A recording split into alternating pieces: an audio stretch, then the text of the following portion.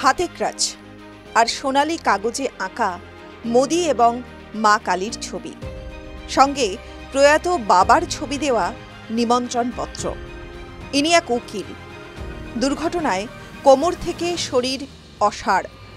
ডাক্তাররা বলেন বাকি জীবন বিছানায় কাটাতে হবে। বাবা অরুণ দত্ত সাহস যোগান, ক্রাচ নিয়েই এখন সব কিছু করছেন। বাবাকে নিয়ে অনুষ্ঠান করেন, কারণ মনে করেন বাবাই তাকে নতুন জীবন দিয়েছেন। ফাদার্স ডেতে আইসিসিআর এর অনুষ্ঠানে মোদিকে পাওয়া আকাশ কুসুম কল্পনা, কিন্তু তার হাতে নিজের আঁকা ছবি আর সেদিনের নিমন্ত্রণপত্র তো দেওয়া যেতেই পারে। এক রাশ স্বপ্ন নিয়ে ক্রাচে ভর দিয়ে এসে ঘণ্টা তিনেক ওয়েট করে দাঁড়িয়ে শেষে কি হলো ওর মুখেই শুনুন। প্রধানমন্ত্রী নরেন্দ্র মোদী জি, আজকে আমি সেই দুপুর থেকে দাঁড়িয়ে আছি, লক্ষ লক্ষ মানুষ এখানে জনগণ আছে, সেইখানে আমি একটা ছবি এঁকে এনেছিলাম এবং একটা ইনভিটেশন কার্ড এনেছিলাম। আমি ভাবতে পারিনি যে এতজন মানুষের মাঝে নরেন্দ্র মোদী আমায় চিনে আমার কাছ থেকে ছবিটা এবং কার্ডটা নেবে।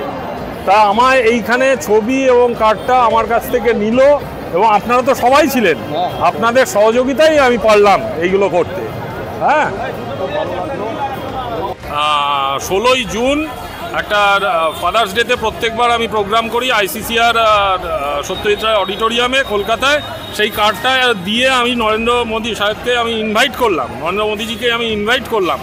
সেই কার্ডটাও উনি আমার হাত থেকে উনি সিকিউরিটিকে বললেন, বলে নিয়ে নিলেন। আমি ভাবতে পারিনি।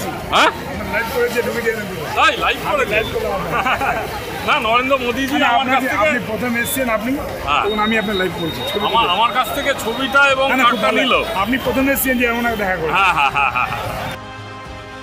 সমিতবাবুর অভিযোগ, তার নিমন্ত্রণ অনেক তথাকথিত সেলিব্রিটি নেতাই আমল দেননি কোনো অজানা কারণে।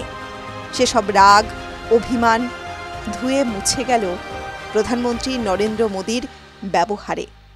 দেখুন না মুখটা। প্রীতমদের রিপোর্ট, TV9 বাংলা ডিজিটাল।